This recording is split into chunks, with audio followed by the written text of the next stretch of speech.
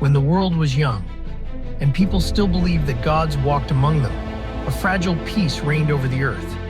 But it took only a single spark to ignite, and that world was consumed by flame. Thus began a story that would be remembered for thousands of years, a story of love, wrath, and ruin. This is the Trojan War.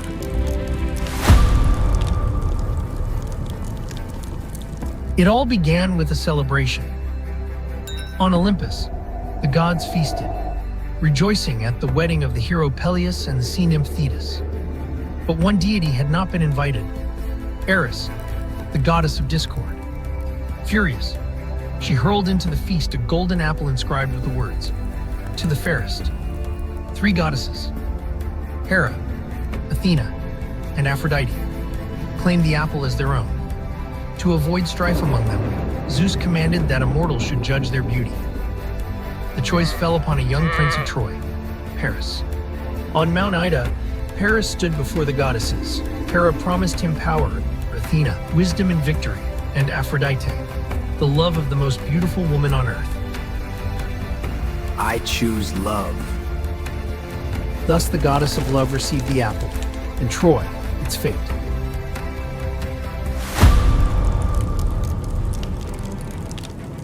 In Sparta lived a woman whose name was known even to the gods, Helen, the wife of King Menelaus. Aphrodite guided Paris to her, and when he beheld Helen, the world around him seemed to vanish. Neither the sun nor the sea can compare to you. Fate was sealed. Under the cover of night, Paris carried Helen away to Troy. When Menelaus learned of her abduction, he swore to bring his wife back, no matter the cost. Thus was formed the alliance of the Greek kings, led by Agamemnon, brother of Menelaus. With them sailed Odysseus, Ajax, and the fiercest of all warriors, Achilles, the son of Thetis. On the shores of Aulis, 1,000 ships raised their sails. Thus began the campaign that would last 10 years.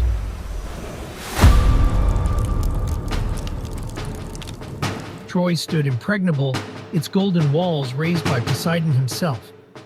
The Greeks landed upon the shore, and the war flared with renewed fury.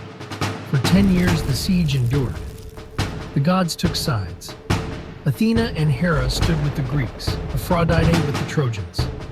Even Zeus could not maintain the balance. Achilles was invulnerable.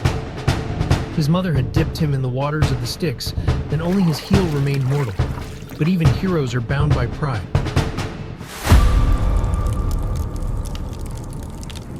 One day, a quarrel arose between Achilles and King Agamemnon over a captive woman. Insulted and enraged, Achilles swore he would fight no more. You are without honor, Agamemnon!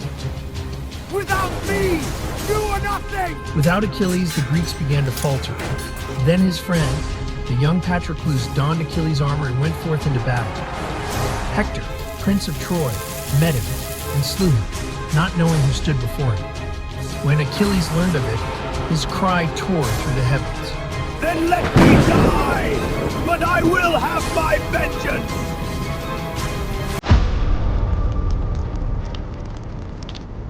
Achilles donned new armor, forged by Hephaestus. He surged into battle like a raging storm. No one could stop him. Hector stood at the gates. He knew he could not escape his fate. On the plain, the 2 warriors met face to face. Don't be afraid. I will accept my death like a warrior. You earned her. Hector fell.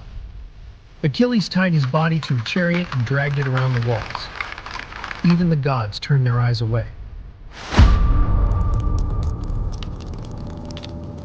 At night, the old king Priam crept into the enemy's camp. He entered Achilles' tent and fell to his knees. Remember your father, Achilles. I have lost my son. Return to me the body of my Hector. Achilles froze.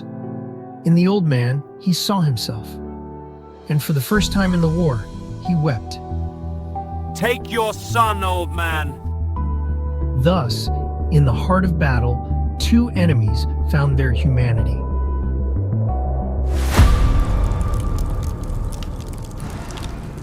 Soon fate came for Achilles as well.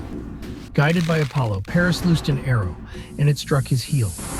Thus fell the greatest of heroes. The sea wept for the son of the nymph, but the war was not yet over.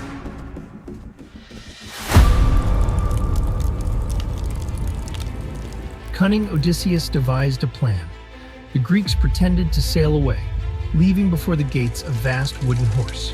On its side was inscribed, a gift to Athena. Beware of Greeks, even when they bring gifts! But then two serpents rose from the sea and strangled the priest, a sign from the gods, the Trojans thought. They brought the horse into the city. That night, a hidden hatch opened in the horse's side. From it emerged Greek warriors. The gates were thrown wide, and Troy burst into flame. Menelaus found Helen among the ruins. He raised his sword, but could not strike. Love proved stronger than wrath. Priam was slain at the altar. The women and children were led away into captivity, and only the wind whispered over the ashes of the great city.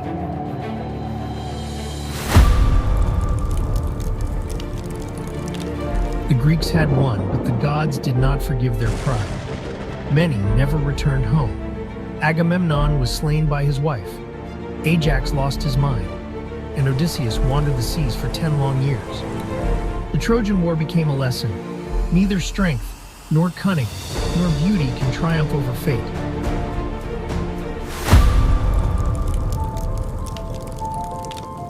Centuries passed. Where Troy once stood, only ruins remain.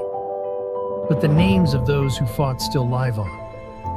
When we hear the name Achilles, we remember not only his fury, but his sorrow. The name Hector, honor. The name Helen, love and destruction. Thus ended the Trojan War and began the story of humanity, where heroes perish, but legends live forever.